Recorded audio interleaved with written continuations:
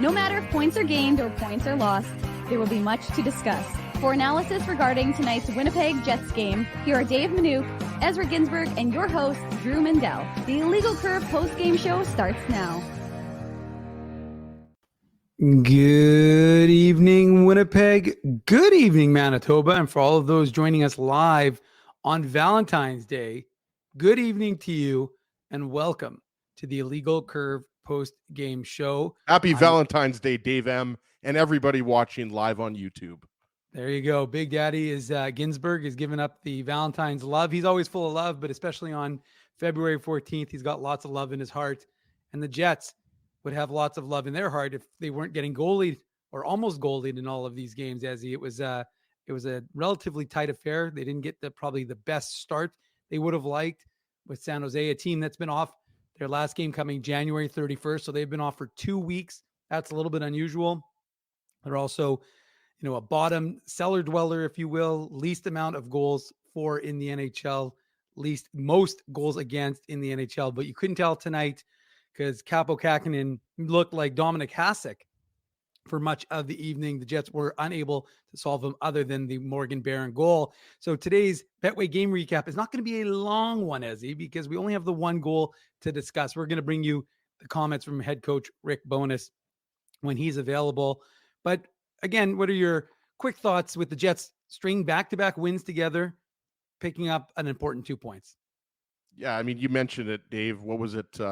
40 saves for Kaapo Kahkonen. Like, what stood out to me was, and I mentioned this to you as we were watching the game here, like, I'm not sure why the Sharks didn't pull him earlier. Maybe it was because he was so tired that he couldn't even make the way, make his way to the bench, right? But yeah, he was really good tonight. And, it definitely wasn't a lack of scoring chances that was the reason why the Jets only scored one goal. But that's just what the Jets and Sharks do, right? Like, they play low-scoring games, right? Mm-hmm. The first two were 2-1 in San Jose, California, and then obviously 1-0 tonight. But yeah, definitely rusty. But the first 6 or 7 minutes, Dave, in the first period, it was the Sharks that had actually the better legs and the more scoring chances. It wasn't until I think the 6 or 7 minute mark where the Jets registered a shot on net, right? And then they obviously took over for the remainder of the first period and really the remainder of the game, right? So yeah, I think you like the fact that the Jets generated scoring chances on the penalty kill. Unfortunately, they didn't generate a lot on the man advantage, but I think Kaapo Kahkonen, I believe, is in the last year of his contract. And if I'm the San Jose Sharks, like, I'm signing him. I think I'm rewarding him for how well he's played. And I realize, Dave, that Mackenzie Blackwood, former New Jersey Devil, he's in the picture as well.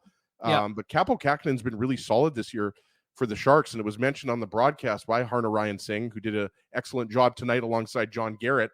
The Sharks actually had 5 points in 5 of 6 games heading into the All-Star player break. So, I mean, I was impressed by the way the Sharks played.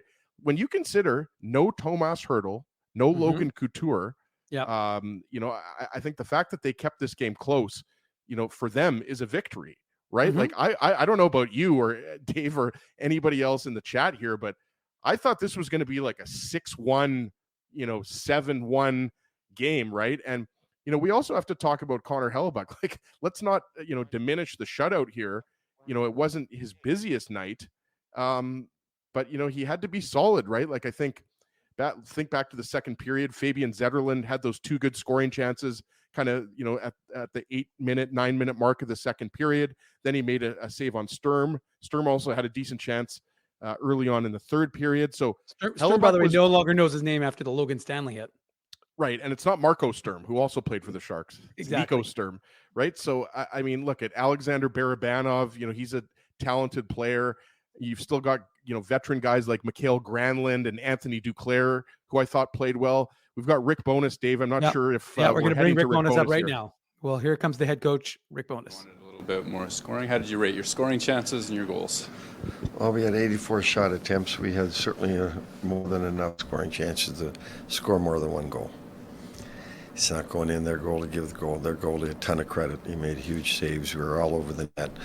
I'm just going to keep pushing. If we can create that much offense, the puck will have to go in soon. You guys had breakaways. There's a lot around the slot. There's a whole bunch, and then the goal you get is a double deflection that goes in off of Barron. What do you make of that? That's hockey. Just keep throwing pucks at the net and hope for the best. That's, we lost the game in Philadelphia. That's all they did. They threw two pucks to the net. They hit about 3 different things and went in twice. Tonight we got one of those.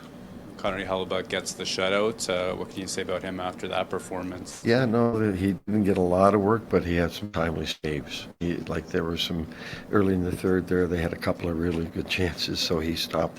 In the second period, their chances weren't very many, but they came in like little bunches there in a hurry, and he made the big save. So, he did his job.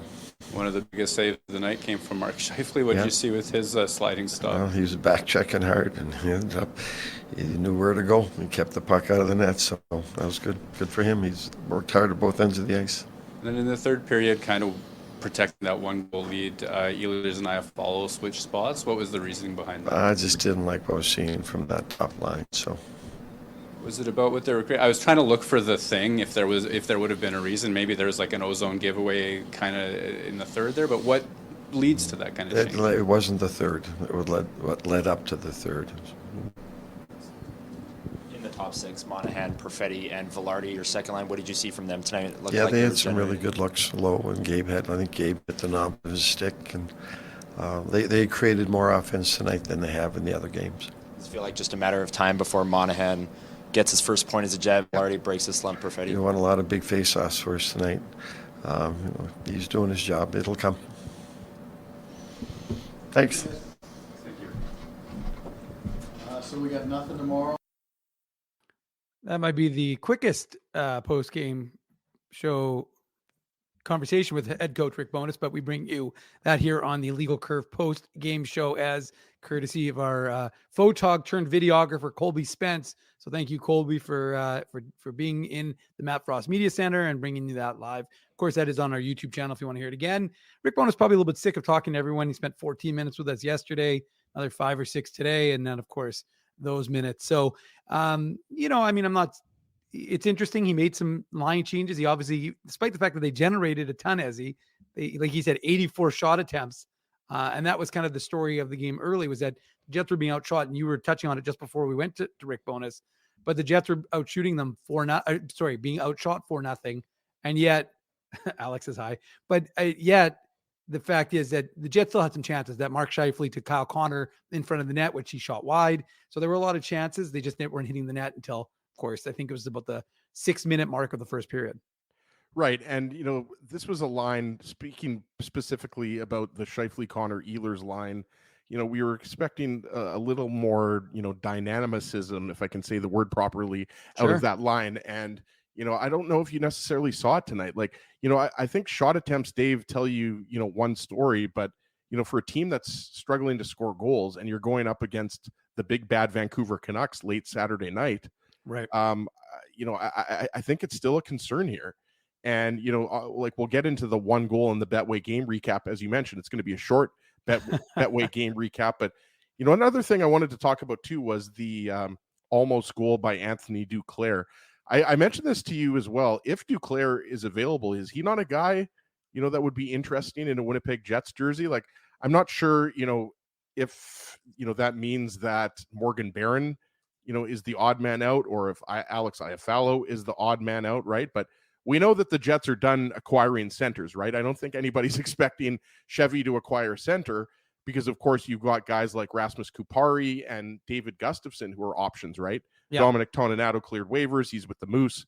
I'm not stealing your Manuk Moose minute here, Dave, but I think most people expect, if the Jets do make a move, it'll be for a winger and maybe a defenseman or two. I wouldn't be surprised if it's a couple defensemen, by the way, because, like I've said this before, and I feel like I'm really the only person necessarily saying this, but you lost Declan Chisholm, right? So that's an NHL body. I realize he doesn't have a lot of NHL experience. That's why I'm saying, I could see if, let's put out Chris Tanev, for example, or Ilya Labushkin or whoever else, Noah Hannafin. Like, I'm just saying, I wouldn't, put it past Chevy to acquire more than one defenseman. And obviously there could be injuries between now and then.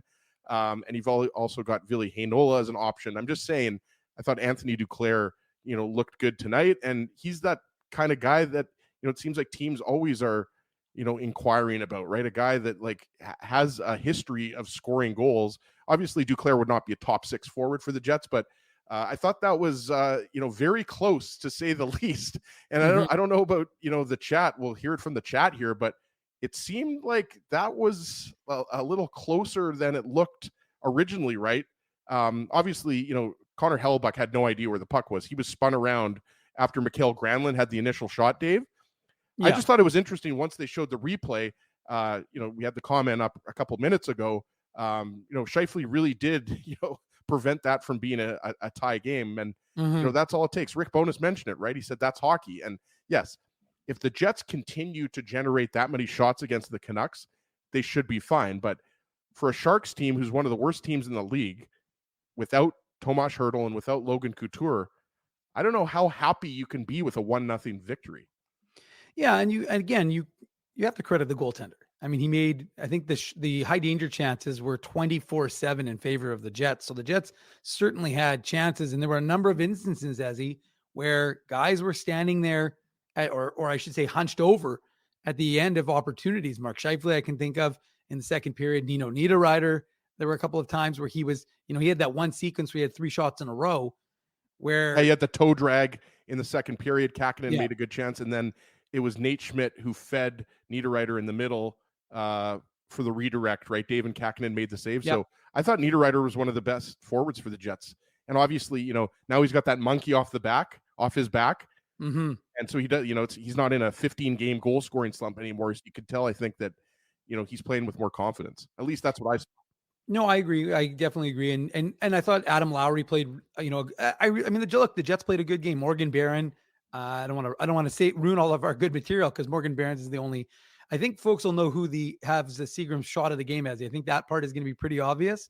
Although we sometimes don't have to give it for goals. We could always give it for someone punches someone. I mean, it could be the Seagram's hit of the game. But anyways, that's and Ryan's, got the comment up there for those listening on the pod. He's talking about Adam Lowry. The comment is best player tonight was our captain. And, that line was really good. And they were good against Pittsburgh on Saturday, right? And that's what I'm saying, right? Like, we know that, these lines are not set in stone, right? Like Rick Bowness has the option to go back to Mark Scheifele, Nikolai Ehlers, Gabe Vilardi. Sean Monahan, I thought was pretty good tonight. Yep. But again, it's just, shot attempts are great. Look, I mean, the expected goals what were the expected goals? 4 for the Jets, -2 for the Sharks, right? Like, I mean, like, I'm not saying that the Jets weren't the better team tonight. All I'm saying is, goals are what matter the most, right? So they're not finishing like they were, in the first 35 to 45 games of the season, right? So, again, I'm not concerned long-term, but you just played the Sharks, and you're going to play the Canucks coming up, and then you're going to face a Flames team that is right in the thick of the playoff race. And I think it's going to be fascinating to see, what the Flames do. We mentioned Chris Tanev and Noah Hannafin earlier. You hear, courtesy of our friend Frank Zaravalli, that the Devils were close to acquiring Jacob Markstrom, right? So if you take Jacob Markstrom off that roster, Dave, obviously it means you follow the AHL a lot more than I do. I guess it's Dustin Wolf time in Calgary, right? Yeah, well, he's been the AHL goalie of the year the last 2 years, so I'm suspect that they're ready for him to assume that mantle. But look, if you're Calgary, I don't want Spency to accuse me of this being Flames lunch, but if you're the Flames, it's they're kind of very similar to kind of the Jets situation, right? You got guys who are going to be UFA's event soon. You've got to figure that sort of situation out. Do you blow it up and try and retool, like folks suggested? Is there enough left to blow up? That's what I would say, right? Like, I mean, they're not trading Mikael Backlund. He's their captain. You hear a guy like Andrew Mangiapane might be traded, but like, I don't think there's much more to blow up, right? Like, it's really Markstrom, Tanev, and Hannafin, Dave. Like, and they're in a playoff race. So that's why I'm saying Calgary is a fascinating team, and similar to Pittsburgh. By the way, I don't know if you saw Pittsburgh lost tonight. I think it's time to just say that Pittsburgh's done. I mean, they're not making the playoffs. Well, Spency, by the way, likes a flame broiled lunch, so perhaps he won't mind our Flames lunch segue as. But yeah, I mean, chicken fries. Isn't BK the one who has chicken fries? I'll text Spency after. Maybe we'll go for a little late night fast food run. Yeah, Jay Miller says 2 points in a grinder, good dub. But look, the games are going to be tighter. I don't care if a team is a bad team. That it doesn't mean that every team is you're going to destroy them 8-0. And then look, right now the Jets are not scoring goals. I mean, that's just the way things have been going for Winnipeg. So they played again. More importantly, you continue to play a strong game. I will say the power play though, it's at the point where it needs to be declined. I don't think they had a shot on their second power play, Ezzy. They can't generate anything. The power play units just seem stagnant. The power play, and again, I'm not going to pretend to be some sort of expert that I can figure out what's ailing their power play. But we whatever. had JP Vigier on Saturday, and he is an expert, right? He's a Hockey true. Canada skills coach. He's a former NHLer. He knows a lot better than us who just played community center hockey. I mean, you did score 5 goals in a game in Maccabi hockey, so I got to give you a shout out. And I was a first round pick for Denali. Shout out to Aubrey Margolis. But yeah, I mean, look, JP said it. I mean, whatever your scheme is, whatever your strategy is, there has to be a purpose behind it, and it can't just be one shot and done. But the thing with the Jets is it almost is confident zapping before the power play even starts, right? And I think it was telling that the Jets had more scoring chances when they were shorthanded versus on the power play, right? So at this point, it's mind-boggling, really. I have no other word to use or words to use. I guess it's hyphenated, right? Or it's one word, but we'll ask maybe Merriam-Webster's dictionary to let us know if mind-boggling is one word. But yeah, I mean, luckily the Jets have been one of the better 5-on-5 teams in the league this year. But their power play I mean, they're healthy. The Jets are healthy, completely healthy now. So there's no more excuses. You can't say, well, we don't have the big Kyle Connor shot out there, or Gabe Velarde's injured right now, or Nikolai Ehlers is injured. The Jets are completely healthy, literally completely healthy. Gus Bus is back too, so they don't have one single injured player. In fact, that's a nice segue for this point. This is the first game I think that they didn't have a guy on IR. So there's nobody on IR. Again, we know, and in fact, last game, if you recall, Rasmus Kupari came out and Rick Bowness said that there was someone who was nicked up. So it was a game time, not a game time, but he was there in case they needed to have a late scratch. He didn't even come out for the skate today. So the fact is that Rasmus Kupari wasn't needed. This is a healthy team. So yeah, you're right. There's no excusing it, really. The team has to, again, your 5-on-5 play has been good. And you credit Kahkonen because I look, the Jets did what they needed to do to create havoc in front of him. They did. Guys were in front of the net. There were opportunities. They took away his eyes. They had redirections. I mean, you can't. I love how everybody just thinks you could just they should kill San Jose because San Jose sucks. And as you said before, San Jose was playing better before the break. But not only that, again, you credit the goaltender. I mean, we saw it, right? There were a lot of good chances. He made some good saves. So you can't minimize that just because you think the Jets should roll over the Sharks. It's just not the way it works. The Jets had 24 high danger chances at even strength to 7. I honestly can't remember the last time the Jets had that many high danger chances. Right. And we mentioned Nino Niederreiter himself could have had 2 goals in the second period. He had 2 high danger chances, right? 3 actually. So yeah, I mean, it's getting to a point where, and you go back to the game against Toronto, right? The first game that was in Toronto. Yep. And the Jets lost that game, obviously. And they badly outplayed the Leafs. And then obviously the Leafs got their revenge when the series, I'm calling it a series, but the second game came back to the 2-game set came back to Winnipeg, right? So, but this goes back, over a month now. This goes back to, I would say the road trip where they had trouble with San Jose and they had trouble with Anaheim, right? I think one of those games was 2-1. I think they beat Anaheim 2 or 3-1, and they beat San Jose. Well, no, it was 2-1 against San Jose, and then I believe it was 3-1 against Anaheim with an empty netter, right? Yeah, I think you're right. So, I mean, this is, going on, 12 to 14 games here that the Jets are having trouble scoring goals. And the reason why, and we had the comment earlier up, I mean, the reason why it's so concerning about the power play is because the power play has struggled essentially all year long. Right. The Jets have not really had more than maybe a 3, 4, 5 game stretch where the power play has looked excellent, right? Mhm. And so Ezzy, they haven't I'm- scored. They're just to add to that. They're 0 for 21, I think it is, or 20 in just their last 8 games. Right. And John Elliott has the comment up there for those listening on the pod, right? Jets were more dangerous on their PK than they were on their power play.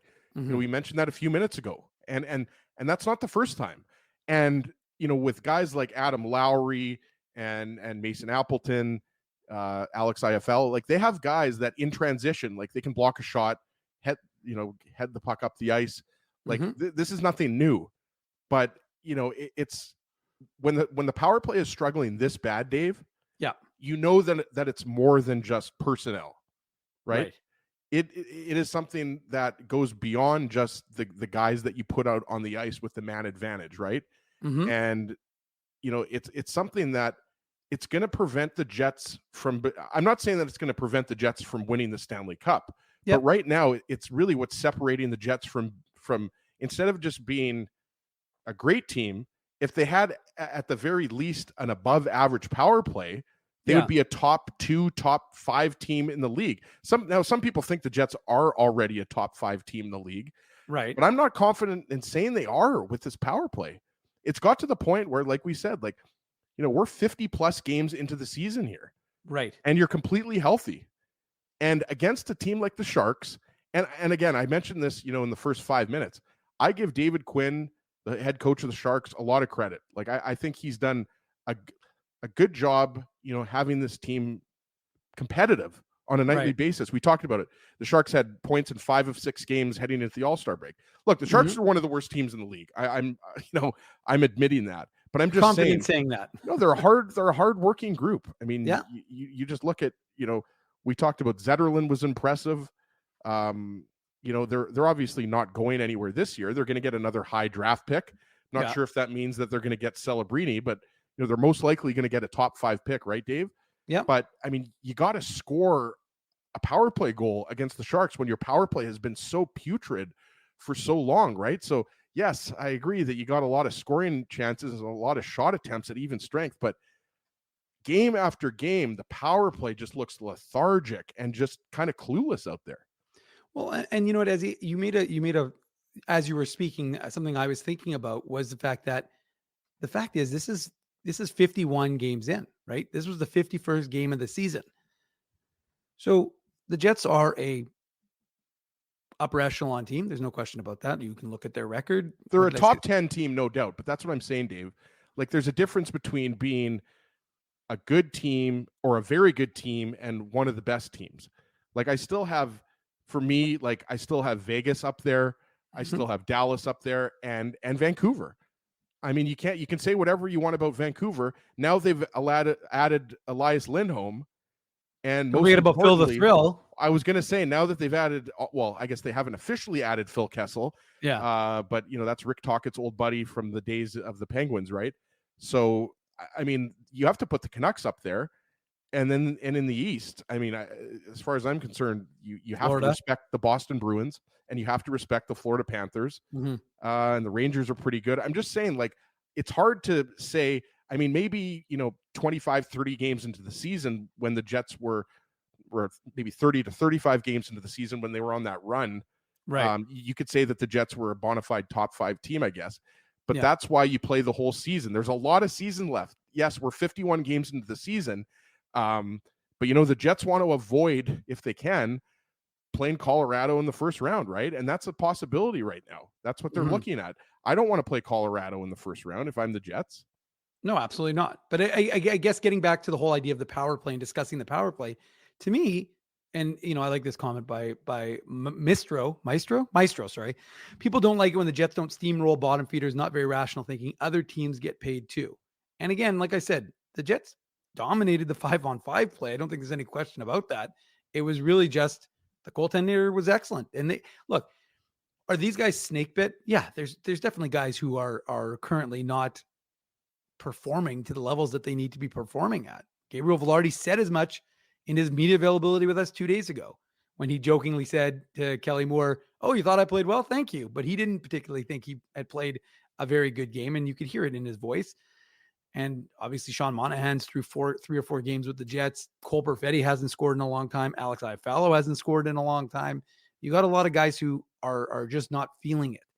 And the games are going to get harder. They are getting harder. You can sense it. There's the opportunities are not as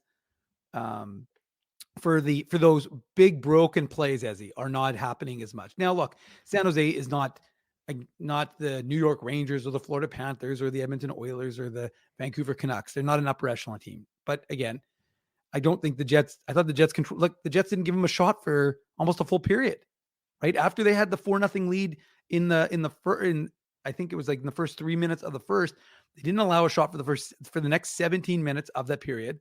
Didn't allow a shot. And I'm not even joking. I'm pretty sure the 5th shot that San Jose got was like 200 feet. Like it wasn't like particularly dangerous. So the Jets limited them. They just can't score right now. And again, that's going to come down to the coaching. And you also have to wonder at what point, and was one thing I asked actually Cole Perfetti, I think that was this morning, as he almost forgot, blacked out. But like one of the things I talked about with Cole Perfetti today was asking him about that opportunity to develop that chemistry with Sean Monahan and Gabriel Velarde. And he said there's such a huge benefit to having all of these games as opposed to trading for him. And we've already talked about this, but just hearing Perfetti's sort of thoughts on it and that and the reality is they haven't had a ton of runway. So they've had a lot of practice time, which is important. Obviously they're going to go to Vancouver. Tomorrow's a travel day. Then they'll be in Vancouver. They'll practice on Friday and we'll see, as they start to get it. But look, the fact of the matter is, I'm just getting back, and then we'll get into the Betway game recap but just quickly, the final thought is they've got to do something about this power play, but it's hard to see how they're going to make a change at this point. And one thing I think when Rick Bowness gets back, if it continues to struggle when they go against the Vancouver Canucks on Saturday and then the Calgary Flames on Monday, is are you satisfied with the way this power play is configured? Do you like the structure and do you just feel like the personnel are not executing it sufficiently, or does it need to change? Because right now you're 51 games in and you are what do we always say, Ezzy? You are what your record says you are. And at this point, your record says you're a really bad power play team. Exactly. And despite that, you're the second best team in the Central, right? So that just shows you how good the Jets could be if they had just an above average power play, right? Like 14th, 15th, 16th, 17th in the league, as opposed to whatever they're at now, 24th, 25th. I have no idea, 26th, maybe even. I think it's 26th or 27th, to be honest. So that's what we're talking about here. And going back to what you were saying before, I agree with you, Dave. I mean, the Sharks, like the example I was using, it is the highest level of hockey I played was A1 for the Varsity View Falcons. And it's like an A1 player, playing against AAA players, right? Like that's what this was, the Jets versus Sharks. Like we mentioned, you've got some decent veteran players on the Sharks, but I mean, it looked pretty easy for the Jets at certain points. And, just specifically talking about the Monahan line with Perfetti and Velarde. Yeah, I agree, Dave. I think it's too early. It's only been a few games here. I think I need to see another, 4 or 5 games, of this line, if this is what we see. Right. And, Murat asked the question, about the top line, like, Kyle Connor to me is still not right. And I realize that a knee injury is a big deal. And, I'm not knocking Kyle Connor because in my opinion, he's a top 10, maybe even top 5 goal scorer in the NHL. Right. But it's just, he's not as quick. He's just not creating as much time for himself. And again, I don't want to take away the severity of that knee injury because I think even though, he came back a little earlier than we thought, it's been 8 games now that he's been back, something like that, 8 or 9 games. Yeah, something like that. And he's got a couple goals. One was an empty netter, but it's just there's something just he's not quite at peak Kyle Connor, and he's got a lot of time. We talked about it, Dave. There's 31 games left in the season. Yep. So it's not like we're at game 79 or 80 here.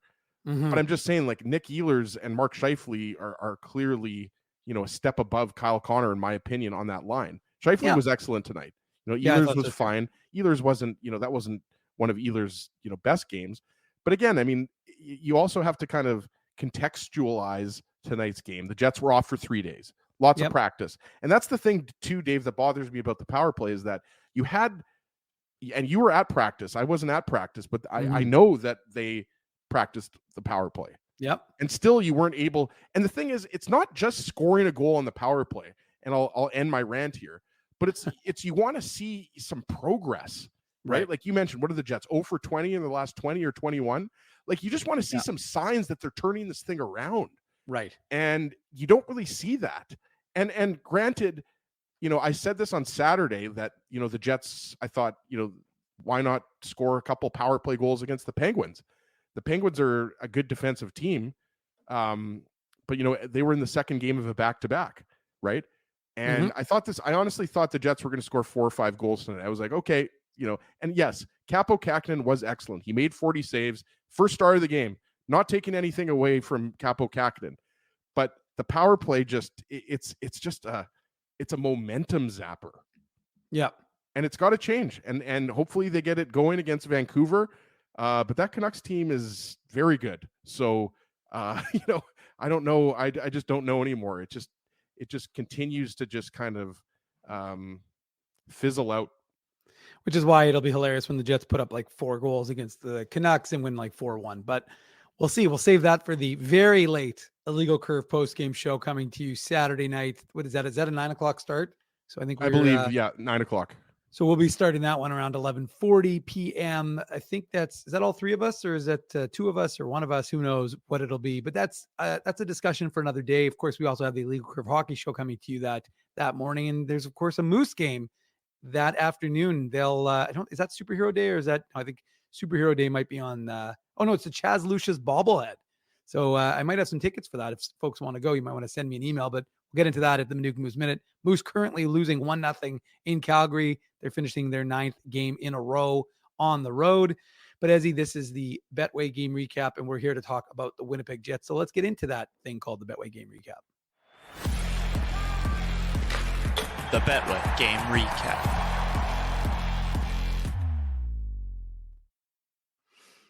The Betway game recap brought to you by, Ezzy, no surprise, our friends at Betway, one of the most trusted voices in sports betting, both in Canada and all around the world.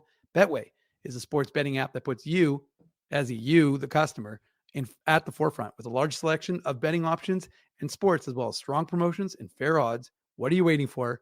Head on over to Betway and bet your way. Must be 19 years or older to play as, and please play responsibly. And that does it for the Betway game recap. Good one, Ez. That is true. Basically, it is basically over because there's not a lot to talk about in the first period. Well, I mean, look, let's be realistic, Ezzy. There are some things we're going to talk about. We'll talk more about the power play. We'll talk about the proposal that happened in the second period. I didn't see that. I know. Well, check out IC Dave's Twitter. That's me, of course. But does the woman ever say no? Well, usually when it's staged, I think they say no to, kind of create a controversy. And to be honest, I didn't really see that she said yes. He kind of stuffed the ring on her finger. We don't know yet. Well, it wasn't very clear. So the camera pans away and then she's actually taking the ring off. She kind of threw it into the crowd. Stairs. Yeah, it was interesting. But this is my take on that. Since there weren't that many goals, we might as well break down that engagement proposal. Sure, absolutely. If you're going to propose in front of how many people were in attendance tonight, however, 10,000 plus, 12,000 plus. I think someone said it's funny. I was told that it was going to be over 14, but then someone said it was like 13,700. But regardless, so if you're going to propose in front of 13,751 people, yep, you obviously know she's going to say yes, right? Like you're not getting that ring out and praying that she says yes, right? But according to you, it wasn't conclusive. So. Yeah, it was. Well, it wasn't. I mean, he kind of stuffed it on her hand, and then they kind of walked. The camera kind of panned away. It was kind of an awkward situation. But hey, you know what? It is what it is. You get whatever you get with an arena proposal. We wish them all the best. And that's your Betway game recap. Thanks for joining us. This has been let's get into it. So the Jets didn't have a great start, which was interesting because San Jose, as we touched on, hadn't played for 2 weeks. So you were curious. And that was one of the things that Rick Bowness it was funny because Rick Bowness was asked about it in the morning media availability. Of course, that media availability and every media availability at home available on our YouTube channel. So please ensure the Illegal Curve YouTube channel. So please ensure you are subscribing. And Rick Bowness was talking about he was asked today, I think by Kelly Moore of CJOB, what he thought about the games against the Sharks. And he essentially said, because if you recall, the 2 games they played previously in San Jose were 2-1 games, both of them. And Rick Bowness essentially said, we had lots of chances. We didn't take we didn't take advantage of those opportunities. And so, jokingly, I said to some of our fellow members of the media, well, perhaps they're taking him to heart and they just don't want to waste all those chances. So they're not going to take any shots and they're not going to try and get any. But the Sharks got off to a good start, had some good opportunities to start that game, 4-0 shots in the first 3:28. Like I said, Kyle Connor right in front. And that I think is to the point you made, Ezzy, about Kyle Connor not seeming like he's got it back to where you expected him to be. And let's be realistic. Like, I'm not saying he came back early, but ultimately, let's remember what Rick Bowness's words were he didn't say this at December 10th or December 11th, right after that Anaheim game when Strome went knee on knee, and we knew that Kyle Connor was going to be out a while. But, it was a 6 to 8 week situation, and he came back after 5. So it's possible that he's just, again, I don't think he's incapable of playing, but is he 100% there? Not necessarily. So Kyle Connor misses a glorious chance. And then the Jets start to push back, and then they take advantage of, they take the lead in terms of shots. It was like 6-4, 7-4, 8-4. They had a power play, or they had a power play opportunity because Mikael Granlund took a hooking penalty against Nikolai Ehlers. Nikolai Ehlers drew 2 penalties, almost drew a third. So he was good in that regard, regardless of what Rick Bowness thought, but he was drawing power plays.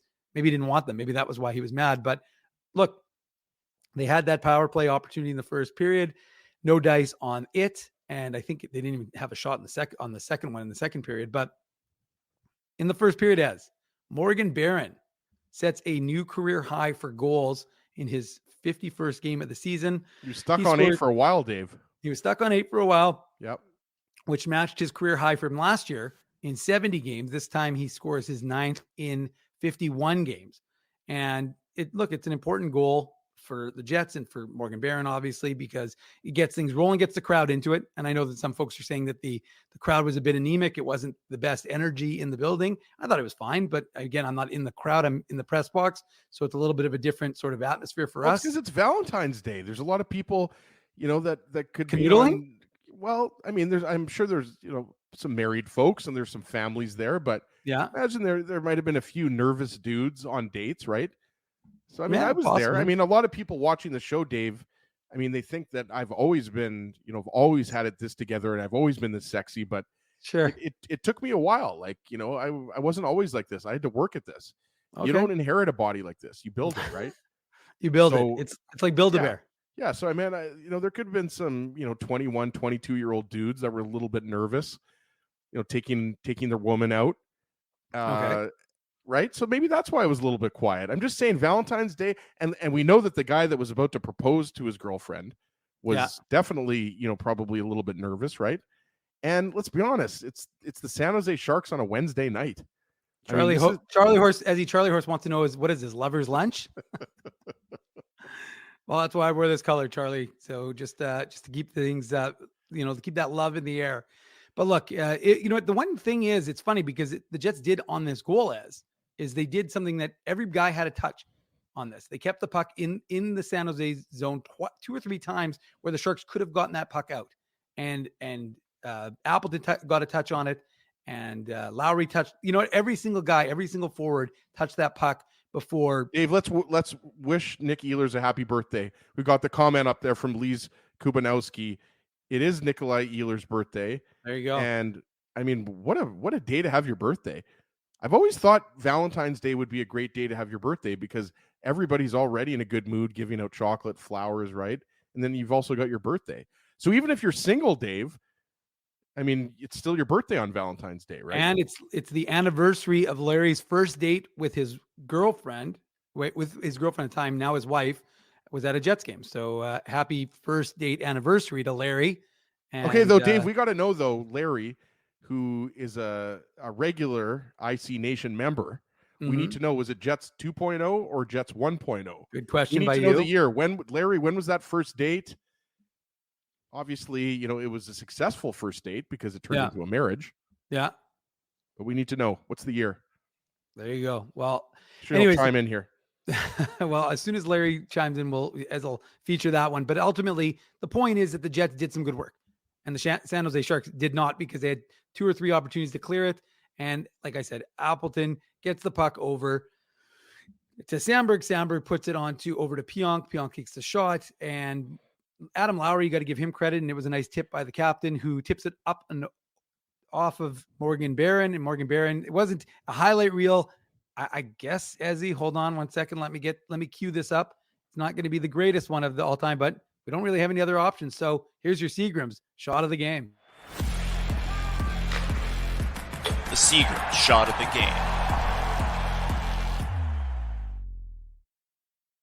game. It's good that you got that bumper in, Dave, because if we missed that, then we weren't going back. We were nowhere going We were back. probably going to have to go with like the Mark Scheifele save of the game or something. But Ball yeah, line. I mean, Fireball, Ezzy, tastes like heaven, burns like hell, as you well know. So our thanks to our friends at Seagrams. It wasn't much of a shot. We'll give Neil Pionk credit, Ezzy, because that was a good shot, good placement, and Adam Lowry for his masterful tip. But Morgan Barron didn't really get a shot of the game there. But we'll give it to Neil Pionk on the shot, and it was an important assist. I'll say quickly, Ezzy, before you give some analysis, because some fun facts. Mike McIntyre of the Free Press was calling me Cliff Clavin because I was dropping this knowledge, but that assist moved him into a tie with Jacob Trouba on the for 9th on the all-time Jets 2.0 assist list, and now he is just 5 back of Matty Perreault. So there you go, a little fun fact for you if folks are wondering. So Neil Pionk moves into 9th place on the all-time list. One American defenseman passing another American defenseman. It's fitting, right, Dave? There you go. Yeah, on this goal, I mean, look, it's Fabian Zetterlund, number 20. We talked about him, former New Jersey Devil. I think Zetterlund's an underrated player. I think he's still relatively young, 24, 25 years old, but he coughs up the puck. Lowry keeps it in. And I thought it was kind of funny, right? It was the old line, right? Because it used to be, of course, Lowry, Appleton, and Barron last year for the majority of the season. Obviously, Niederreiter is the regular on that line, but that third line or second line, 2A, 2B, whatever we're calling it these days, Dave. I thought that was the Jets' best line, and I think the advanced stats back it up. But I love that Barron. We know that he's a workhorse. He's got speed, and it's the classic double tip, the Lowry tip, and then the Barron tip. Mm-hmm. And Rick Bowness was asked about the goal. In a game in which you had, what did we say, 24 high danger chances at even strength. Yeah. I think 24 overall, because I don't think there were any high danger chances on the power play, if I'm not mistaken. Definitely not. It was a goal. It was kind of like a workman-like goal. And, the Jets were getting a lot more of those goals earlier in the season. Mm-hmm. But, it goes back to what I said before. I know I'm kind of getting away from the goal itself. Give Morgan Barron credit. You mentioned, Dave, 9 goals. Hopefully he gets to around 15, because he was on pace for 20 at one point, right? Yeah. And so when people start talking about, Jake Gensel's a name out there. Did he get injured tonight? I saw a comment in the chat. Somebody said that Gensel's injured, but you see other names thrown out there. I threw out an Anthony Duclair. Whatever winger you're throwing out there, Dave, I just, I think it would be a shame if a guy like Morgan Barron was pushed out of the lineup. Because if you think about it, if you've got a guy that let's say that he ends up with 15 goals, but he's got 9 goals now, that's a good fourth line, right? Mm-hmm. Like Alex Iafallo, Nemesnikov, Barron, that's a solid fourth line, right? Like Rasmus Kupari, he can't get into the lineup right now, right? And, a lot can change in the next month or so leading up to the trade deadline, or I guess there's less than a month to go now. But, good on Barron, right? Like, just goes to the net. Third line did some good work there. And we talked about it. Nino Niederreiter had the nice toe drag chance that Kaapo Kahkonen saved in the second period. He got the rebound, and then he had another chance when Nate Schmidt dished the puck to him. So a lot of chances, but again, only 1 goal. and again, a few people, or Stu Smith was giving me a hard time in the chat there, saying that I'm turning into a negative Nelly. No, I'm not a negative Nelly. I think the Jets have enough pieces to go on a playoff run. But going back to what I said before, the power play has concerned me for months now. Yeah. Not just weeks. And Granlund had the 2 penalties, and the Jets did nothing. And against a depleted Sharks team, you got to score at least a goal on a couple power play opportunities. Mm-hmm. So that's really my only concern. You've got the best goaltender in the world. You've got 4 deep scoring lines. You've got a good group of defensemen. Chevy will probably supplement that before March 9th, which I think is the day that Notorious B.I.G. died, by the way. Really? Yeah. I'm a big Apparently, Biggie Connor guy. Hellebuck, by the way, I'm reading the chat right now. Apparently, Connor Hellebuck was none too pleased about getting a shutout and not being named a star. Sorry, Connor Hellebuck. My Dave M's picking the stars. Hold on a second. Hold on. Hellebuck didn't get a star? Did not. Come on. He made like 7 saves. I don't care. I'm sorry. I'm not giving a guy a star because he got a shutout. Sorry. Well, we're going to have Chuck Hellebuck on the show Saturday, so maybe we're going to have I'm going to have to answer we're going to have to talk to him about that. But Dave, I mean, sorry, we've been watching hockey for our whole lives. If a guy gets a shutout, he automatically has to get at least one of the stars, even if he only gets like 10 saves. Hellebuck had 20 saves. Nope.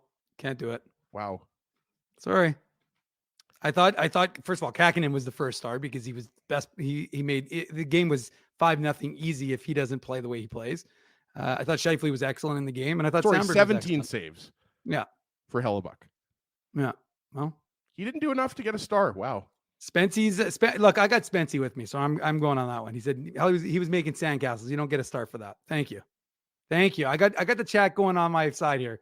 Let's go, chat. Festival is starting soon, and I think I'm going to be going with Spency. He shouldn't be saying Helly was making sandcastles. He should be saying Helly was making ice sculptures.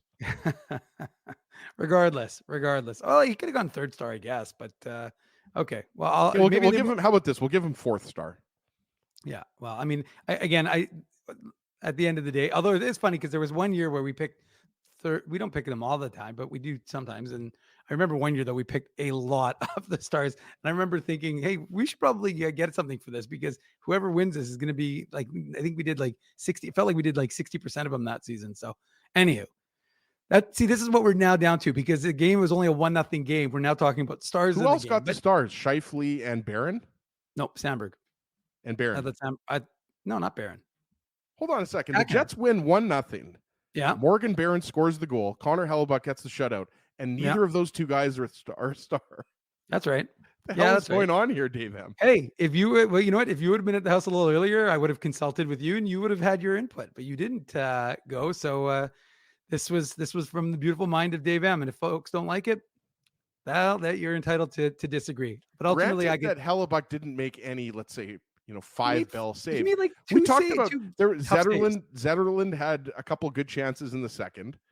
One was a blocker save. Yeah. We talked about Sturm in the 3rd period. He had the kind of partial breakaway save. Yeah.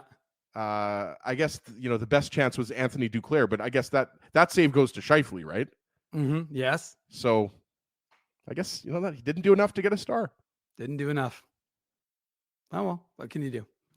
This is and by the way, the folks have to understand one other thing. We make these selections with about 10 minutes to go in the 3rd period. So I mean, it's that's why the Jets can make changes to them. Obviously, John Chan wants to know why Sandberg got a star, Dave. Now everybody is forget the power play, Dave. Now there's a big 3-star controversy. Oh, that's fine. Oh well, again, like I said, if that's the number one thing we have to talk about on today's show, then that's pretty it's pretty fun. But you have to answer to Chuck Hellebuck when he finds out that you didn't give his son a star and he got a shutout. I don't think he's going to be happy. Well, he might not ever come back on the show, but I don't want to piss off an international influencer, but maybe I'll take Saturday's show off. Who knows? Who cares? It's the 3 stars. Well, the best part is I was sitting beside you here and you were asking me who the stars should be. And yeah, I said Nino Niederreiter because I thought Niederreiter had a great game. And that line, I mean, Lowry, I think people are complaining about Sandberg, but Sandberg got a jacket from the Jets. So the Jets obviously liked what Dylan Sandberg did. Just saying, folks. Just saying. But again, like I said, if the only thing we have to complain about right now are my 3-star selections, then it's probably been a pretty good night for the Jets. Well, Pustain has spoken. Thank you. If Pustain is on my Pustain side. Pustain likes the Sandberg pick. Yeah. Well, and so obviously, like I said, Phyllis is now okay with it. I think Phyllis was a little upset until she realized I was the one who made the picks, and she changed it out. So Phyllis wants more likes. So if you haven't smashed that like button, folks, smash that like button. Because Phyllis wants at least 500 likes. Yeah, which is impressive because there's only about 350 on the chat. But hey, we'll take 500 likes if we can do it. This has been the Illegal Curve Hockey Show, or Illegal Curve Postgame Show. Sorry, I'm Dave Minuk. He's Ezzy Ginsburg. Usually we have a lot of goals to talk about. Actually, I shouldn't say that. Not usually. Usually we haven't usually had a lot of goals to talk about. So there's been a lot of shenanigans, a lot of discussions. Randall is asking if Big Stan is going to play on Vancouver. Brendan Dillon will be eligible to return. Yeah. So my answer to that would be most likely no. Yeah. I think that, well, I mean, the only thing that I guess could potentially affect that is we don't know what happened with Nate Schmidt. I know he came back after getting that puck to the head. We're not quite at the third period yet, though, he's folks. Fine. So we'll get there. Well, I know he's fine. He came back, but you never know. So KWB is hitting the like button just because it's fun to see me squirming. I'm not squirming, KWB. I wouldn't have revealed it if I wasn't prepared to take your slings and arrows. And Dave M's got thick skin, so I can handle criticism. Well, not really well, but not of the show. Personal criticism, totally fine. But not. Can we just talk for like a minute though, Dave, about Logan Stanley before we go to break, and then come back? I got a goal to. There is a goal to report. 11-12 into the third period. Dominic Toninato. There you go. Scores to tie the game in Calgary for the Moose. 1-1. A goal by Dominic Toninato. They need a win. Moose do need a win. The Jets needed to win, and they got a win. I want to talk about Logan Stanley, though, for a second, because sure. I did think he was good. There was a play that he made. I don't know how many people will remember this play because it wasn't exactly like a highlight reel play. But it was, I believe it was Jacob McDonald. It was Jacob McDonald, who's a right winger, I believe, on the third line with Nico Sturm and Mike Hoffman. It was kind of a one-on-one situation. Okay. And Stanley, I just thought, made a good play. And he just stood McDonald up, and he took the puck away, and it didn't turn into like a transition up the ice into a scoring chance. I just thought he was really solid tonight. I just thought he was making those types of good reads and good kind of stand-up plays near the Jets' blue line. So, again, Logan Stanley, I don't think is a guy that, for me, factors in to the Jets long-term. Like I've said this before, and this is nothing against Logan Stanley personally, because I do think he has, let's say, the ability or the potential to play in the NHL. What is he, 25 years old now, 26 years old? Mm-hmm. I just think the Jets are too deep on defense, right? Like I think you've got Ville Heinola, who has passed him on the depth chart. And now that Brendan Dillon's coming back, obviously Stanley becomes that kind of, quintessential 7 D-man, right, Dave? Mm-hmm. But I thought he was just, overall solid. Like I thought he was, getting a little bit more confident in the offensive zone as well. I was just going to pull up his stats here. Logan Stanley played 15 minutes and 23 seconds. He had 4 shots on net. Yep. Right. So I just wanted to say like, again, I going back to what I said on Saturday morning show, like I didn't like that, the Jets lost Declan Chisholm on waivers. Yeah. And obviously that's part of the business. Who, by the way, Minnesota is still not playing, which is I know they're winning, but it's very weird. Yeah, that is true. If you're going to claim a guy off waivers, and especially, with, injuries to the back end, namely Jared Spurgeon, right? I'm not sure why they're not playing him, but I just wanted to say that. I thought Stanley was solid tonight. And I think that, he would be better served playing on going to a different team. And then maybe he'll, a team like Chicago or, maybe a team like Columbus or Anaheim, a team that's out of the playoffs. So we'll see what happens. I think there is a possibility that he's moved at the trade deadline, but considering that the Jets don't seem to want to recall Ville Heinola, it looks like Stanley might be the 7th defenseman here for the short term, at least. Well, Matthew, I'm just going to answer Matthew Thompson's question, then we'll go to break. Well, should we go to break or do you want to talk anything else? I mean, there wasn't really much. We could talk about the celebrity lookalike. That was not a bad one. The guy with the mullet. You guys don't see that, though, if you're not at the game. We got the proposal. Mark Scheifele save. We should probably talk about that. That was a pretty spectacular save. We kind of already did, though, so I don't think we'll do that right now. But we could talk about what we got our significant others. Sure, whatever. We got to do what we got to do. Flowers for Naomi, and I make a point of telling her how much money I spent. By the way, have you heard that in the flower business, they raised the prices on Valentine's Day? Someone told me that today. You're well, hold on. Beep, beep, beep. Are you actually acting? That's a man who's not bought flowers for a woman before very often. I buy flowers for Naomi every single year. How do you not know that, Ezzy? That's like literally. What do I price check the flowers on February 13th? I don't know. About price checking, but you kind of have a general idea. You walk into a florist in Valentine's Day, and it's the price of the same stupid flowers. But my question from 3 days ago. Are flowers the same price? Are they more expensive on Valentine's Day than Mother's Day? Well, you know what? I don't know. Actually, I'm not. Do we have anybody in the floral business? That's also Naomi loves tulips, but apparently tulips are out of season. Anyways, I spent $56 on, and I told Naomi this. So this is no secret here. I've actually spent more. I think the most I've ever spent on flowers is like $80. And Naomi says the same thing every time. She says that, like, why did I spend so much money? Well, obviously, because that's how much I love you. There you go. Wait, you love me or you love Naomi? Well, I love you too, Dave. And I love the chat and I love Lamp. But the reality is, I mean, you can't really put Safeway puts out a nice flower. You can get a nice little bundle for about $20 at Safeway. Okay. But I like to go to, I went to Academy Florist, so shout out to them. They're not a sponsor. Maybe they'll sponsor us in the future. I know Dave loves carnations. Just kidding. But yeah, let's head to break. Yeah, I was going to say at this point, I've actually started clipping the Dominic Toninato goal because I've lost focus on whatever it is the hell we were talking about. But hey, that was the Betway game recap brought to you by our friends at Betway. Although I'm not sure they want to be associated with us after that heck of a recap there is. But let's give them a shout out anyways because we appreciate their support here on the Illegal Curve post game show. It's simple, fun, and safe to bet with Betway. So head on over to Betway and bet your way. Must be 19 years or older to play. And Ezzy, please play responsibly. Well, and please see the comment from Granny Bomber fan. What did Granny? It's a money grab. Well, I mean, nobody's disagreeing with that assessment. Of course. Absolutely. How much do they hike up the flower prices? Like, what are we talking about here? Like $2 a flower? This is a hell of a question, and it's a question for our eventual flower sponsor because we're obviously going to need one. But for now, we have to thank our current sponsors. So we're going to head to commercial break. This is the Illegal Curve post game show. Stay tuned because we're going to have even more fun stuff when we come back from this commercial word. Boston Pizza harnessed Fanalytics to test if the game is better at home or at Boston Pizza. The results are irrefutable. Catch the game at Boston Pizza, powered by Fanalytics. You guys ever wish for a game changer in life? Like finding out your favorite snack has 0 calories? Or discovering the mute button on Ezzy? Picture this, a secret weapon for parking, where you can book a spot a whole month in advance. Tell me more, Drew. Pre-book your parking at really low rates, or maybe even for free if you use the code IllegalCurve. Free? What is this, sorcery? The Grid Park app. It's a real secret weapon that has affordable game day parking, and to sweeten the deal even more, I love sweets. Our listeners can use the code IllegalCurve to park for free. Holy Zamboni.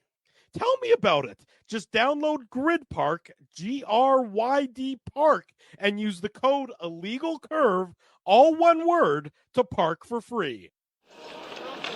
The game can change just like that. Accidents happen when you aren't protected. So now what? Getting to your injury quickly can make all the difference. Help prevent them from being game changers with Linden Market Dental Center. Bonding, crowns, bridges, and dental implants. State-of-the-art treatments are available to help you get back in the game. To learn more, visit lindenmarketdentalcenter.com. Creating smiles for life.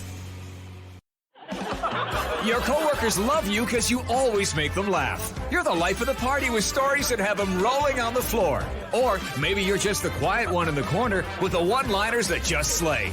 Do you have what it takes to become Winnipeg's funniest person with a day job? Try your luck. Hit the stage at Rumors Comedy Club, and you could be walking away with $1,000 cash. Winnipeg's funniest person with a day job. Presented by Rumors. For all the details, head to rumorscomedyclub.com.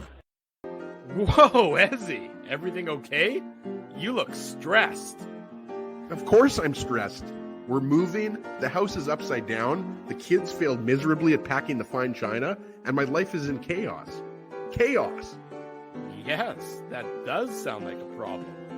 What am I going to do? Ezzy, relax. Rolly's Transfer Moving and Storage is the answer. With 60 years of experience in moving Manitobans and a track record of exemplary customer service, one call to Rolly's and your stress is gone.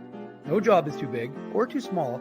Just visit Rollies.com and they will take it from there. Thanks, Dave, and thank you, Rolly's Transfer Moving and Storage, online at Rollies.com. For 3 generations and over 80 years, Tough Duck has been making apparel that works and plays as hard as the people who wear it. From jackets to work boots and everything in between, Tough Duck's clothing can handle the harshest environments, even the illegal curve hockey show. Work to live, live to play. Visit toughduck.com. Welcome back. I was trying to get in a tweet there as before we came back, but I didn't get it done. I'll do it right after I welcome everyone back. This is the Illegal Curve postgame show following a Jets 1-0 win over the San Jose Sharks. The series with San Jose is officially done, so you won't have to watch any more of those barn burners as no more against the San Jose Sharks. They've all been 1-goal games. Like, I know. Who would have thought that 3 games between the Jets and Sharks would all be 1-goal? 7 goals total. What a time to be alive, Dave. I know. What a time. But you know what? Let's be realistic, as the focus of today's show has either been the price of flowers on Valentine's Day, my 3-star selection. That seems to be what's getting everyone focused on today's show, which is okay. We're okay with that. Folks can have opinions. We want to hear it, even if you differ from us. Speaking of having opinions and they potentially differing from what Ezzy thinks or what I think, please share those opinions with our show, about our show on iTunes or Spotify or any other, wherever you get your podcasts. We appreciate Napster. Comments. What's that? Are we on Napster? We are no longer on Napster. No. Okay. LimeWire, yes. Yeah. Napster, no. But if you can share those comments, give us a rating. We appreciate that. Of course, comment on YouTube. I try and respond to everyone as best I can. And like Roscoe says, Jets need to do more of what I do on a typical date. Score. Well done, Roscoe. The humanity of that. But anywho. So yes, Ezzy, do you want to do a tough duck? Do you have a tough duck yet? Or should we just keep jibber jabbering and we can get to a tough duck in a few minutes? Oh, I've got my comment. Okay, well, let's cue up the tough duck hardest hitting comment of the game. The Tough Duck hardest hitting comment. We're going to give it to our very good friend, Jason Eastwood. I'm not sure if he's related to former Jet 1.0 Mike Eastwood. Or Clint. That's true. Like this comment, not enough crisp passes, way too much passes, no killer instinct around the net, not enough greasy play. Otherwise, the Jets look great. Hopefully that win was a stepping stone. That's the thing here. The Jets have put together a couple wins after that 5-game losing streak. So at the end of the day, we were talking about it before, even though, you're not scoring a lot of goals. Mm-hmm. I mean, you should have scored 5 or 6 goals against the Sharks tonight, probably. Yeah. And you got the 2 points. But, I am a little bit worried about the game between the Jets and the Canucks because of how the power play has been struggling, and also because it still wasn't, to me, a dominant enough performance in terms of the outcome. But I like that comment from you, Jason. I thought that, the Jets, look, I think you could argue that the Jets have lacked a bit of a killer instinct, going back to, I don't know, early to mid-January. So this is not, again, I think the Jets are most likely going to finish 2nd or 3rd in the division. Maybe they'll finish even 1st. Okay. I have Dallas as the best team in the division. This is just my own opinion, Dave. I don't speak for you. I don't speak for Drew. I certainly don't speak for the chat. I think that the Jets have the pieces to go on a playoff run, mainly because they have the best goaltender on earth. And I think Sean Monahan addresses their second-line center needs. I do, want to see a few more additions from Chevy, but I'm going on a bit of a tangent here. But there's still just not quite like, if you want to compare them to the 2017 team, Mm-hmm. I still think that team, they had, you had Buff on the back end. I mean, he was able to score goals when he needed to, but he could also Trouba. lay a big hit. Jacob Trouba on the back end, like the defense to me, Myers, exactly. Sherratt, And you had Paul Stastny at second line center, who's better than Sean Monahan. Joe Morrow. Sure, Joe Morrow, Toby Enstrom. Yeah. The list goes on and on and on. But anyways, Jason, send me an email, Ezra@illegalcurve.com, or slide into my DMs on X/Twitter @ICSEG. And Tough Duck will ship out a toque to you. But I just, I guess, again, I'm not being cynical because I am a glass half full guy, Dave. True. But I just still Unless think that glass has beer in it, then you drink it and it's empty. Exactly. Then it's completely empty. But it's mainly those things, right? Like it's the power play is a big one for sure. Yeah. But I'm just not seeing the same type of layered attack that we were seeing, in the first 40 to 45 games, as opposed to, the last 10 to 12 games. That's all I'm saying. Yeah. But they got to start it off right, and they've got 3 games in 4 days coming up, starting on Saturday against one of the best teams in the league. So we'll see what they can do. I obviously think that the Jets can beat the Canucks. I'm just saying that wasn't a resounding victory tonight by any stretch. No, and look, again, did the Jets control play? Yes. Did the Jets were 5-on-5? Were they better the team? Yes. Again, do you still have concerns about their power play? Absolutely. The PK was good, so they didn't allow a shot on again, not that San Jose has a vaunted power play, so that's obviously not a significant concern. But at the same time, like I said, it's one of those games where you liked a lot of what they were able to do, a lot of the control they exerted throughout the course of that hockey game.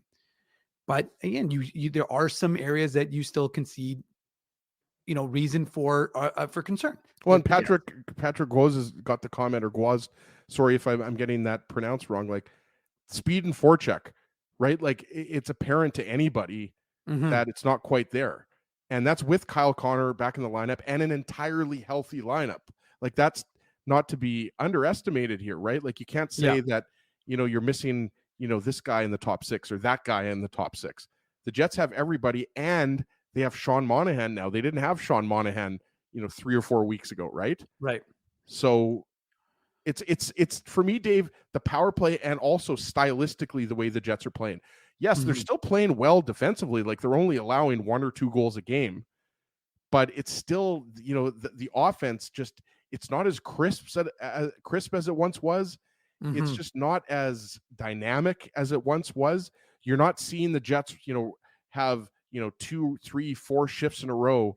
And again, maybe this is still, the doldrums of the post All-Star break portion of the season. Maybe, we'll see what happens Saturday, but Saturday's a big game because, you're not going to beat the Canucks by scoring 1 goal, most likely. No, you're absolutely right. And you do wonder if the Jets, look, they're not going to admit it. They're not going to, they tried to, when you heard Cole Perfetti speaking today, he didn't disregard the San Jose Sharks. He didn't say, like we did, that this is the team that has the lowest goals for, the most goals against. The San Jose Sharks coming into today's game had as many wins as the Jets have on the road. Jets now have 18 at home. I think they have 14 on the road, and that's how many wins the San Jose Sharks has. So the Sharks aren't a good team, and the Jets aren't going to say that they were looking past them. But at the same time, like I said, I think that the goaltender, you credit Kahkonen because I thought he was excellent in the hockey game. Obviously, I thought he was excellent. Gave him first star, so I clearly thought he was excellent. But the fact is, you're absolutely right, Ezzy. This cannot be like you want to see that effort, but some of the execution needs to be better. And look, the Canucks are going to force the Jets. They're not going to have last change, so they're going to have to play a complete game, and that's what we're going to have to see from them on Saturday. Of course, that's for our Saturday morning program, the Illegal Curve Hockey Show, that gets started at 9 a.m. As who are our guests on Saturday? Give a little sneak peek, a little preview. We talked about it earlier. We're going to have Chuck Hellebuck, international influencer himself, of course, dad of Jets star goaltender Connor Hellebuck. Right. And then we're going to take a trip to the buffet with Kenny Wiebe. Kenny Wiebe is bringing us that trip to the buffet. And then so that's from 9 o'clock to 11. I'm just going to give you folks your Saturday after your whole Saturday planned out. Then at 2:00, you'll be not necessarily joining me at Canada Life, but the Moose are back home after playing 9 in a row. The Moose, by the way, who just went overtime, courtesy of the Dominic Toninato unassisted breakaway goal. Nice creation by number 45 for the Moose. He scores. That was his third of the season. So that sent it to OT. Well, didn't send it to OT, but made it go to OT eventually. And so the Moose are playing at 2:00. That I believe is the Chaz Lucius bobblehead game. So I think the first 3,000 fans will get a Chaz Lucius bobblehead. Quite exciting. I've got an extensive Moose bobblehead collection. I'm not going to bring it out as, but I do have an extensive Moose bobblehead collection. Can you grab me one? I'd love one. Sure. Love a Lucius bobblehead. I might have an extra. Lucius one. I don't have that yet, of course, but we'll see. That's coming on Saturday. And then, so that's from 2 till about 5:30. Then I'll maybe have a little time for a little supper because of course we're not going to get little za, whatever. But the point is then whatever you got to do. And then the Jets take on the Canucks. That's a 2-game road trip starting in Vancouver and then ending in Calgary. Yeah. Is Calgary on Monday? Yeah. That's Louis Riel Day. Louis Riel Day. Oh, that's right. The founding father of our province. Which is going to be a 3:00 start, which is going to be, that one's going to be a little tough for me because I've also got a Moose game on Monday. So at 2:00. So I may be doing that post-game show from Canada Life. We'll have to see how that's going to work as you may be joining me at Canada Life to do the post-game, or you can do it here without me. And then that's getting way ahead of ourselves. That's already Monday. We got to focus on the here and now. So let's, I think we should probably wrap it up. We've gone an hour and almost 15 minutes on a 1-0 game. Pretty impressive, actually. Not bad. It's been a good Valentine's Day. It wasn't a bad game. Like, at the end of the day, there are some 1-0 games that are boring. That wasn't boring. It certainly wasn't boring when they were reviewing that Anthony Duclair Scheifele, where Scheifele, was it his knee? It looked like it is knee pad. Yeah, it his, I think his left knee or something like that. Yeah. So I mean, that definitely was exciting. And, the Jets had a lot of scoring chances and Kahkonen kept them in there. So, it was an entertaining 1-0 game. You'd like to have more goals, just like the Jets would have liked to have more goals against the Penguins. But, it's, still only a few games after the All-Star break. So let's get reset, get ready for Saturday night against the Canucks, because this could be a possible, obviously now I'm getting way ahead of ourselves. This could be a possible Western Conference final we're talking about here, Dave M. There you go. But before we even get that far ahead of ourselves, let's give a big thank you to all of the sponsors of Illegal Curve who make the post-game show, the Saturday show, and that website is the illegalcurve.com. Spency doesn't know it, but we do. A possibility. They are, in no particular order, Rumors Restaurant and Comedy Club, Grid Park. Use code Illegal Curve to park for free. Linden Market Dental Center, Zappia Group Realty, Betway, Tough Duck, Boston Pizza, Seagram's, Rolly's Transfer, and Farmery Beer, home of IC Beer. Support these fine businesses because of their continued support of Illegal Curve Hockey. Well, we appreciate everyone for spending their Valentine's Day night with us. I'm Dave Nuke. He's Ezzy Ginsburg. We are back on Saturday. Of course, we'll have all the latest. Jets are off tomorrow. The Moose are off tomorrow. Both teams will be traveling. One is going, actually, as they'll be passing each other in the night or during the day, because the Jets will be traveling west. Did the Moose win, by the way? Is that game over? No, it's 1-1. I was trying to, stay present as I'm trying to stay focused here on this show, but it's currently 1-1 with 2:51 left in OT. But so maybe we can watch the last couple of minutes before once we leave. But Phyllis is cheering on the Moose. But the Moose are off tomorrow. The Jets are off tomorrow. Moose will be back at practice on Friday. So we'll have that covered with a Moose practice report. And again, like I said, illegalcurve.com, your home for all the latest Jets and Moose news. Okay, it's been a fun evening. Thanks, everyone, for joining us. We appreciate it. Again, if you can, make sure you smash that like button before you head out for the night. And illegalcurve.com has all the post-game reaction on it already from tonight's game. The Jets defeat the Sharks 1-0 in Winnipeg to close out this short 2-game homestand. We appreciate you joining us, and we'll talk to you soon. Thanks for listening to this broadcast from Illegal Curve Hockey.